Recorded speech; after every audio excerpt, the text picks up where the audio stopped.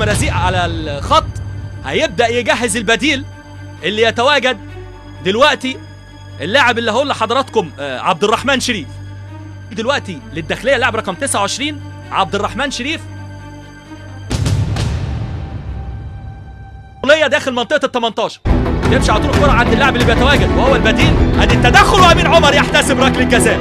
امين عمر يحتسب ركله جزاء للاعب البديل عبد الرحمن شريف لاعب نادي الداخلية. في تدخل كان موجود من هل محمد ماجد اللي راجع يعمل الواجب.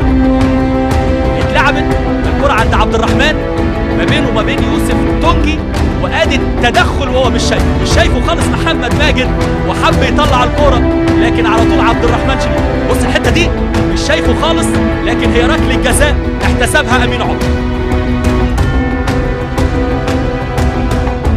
شريف دابو يلعب على طول الكرة، وادي الرأسية وادي يطلع بالصعود تعدي منه، ودي فرصة هدف التعادل.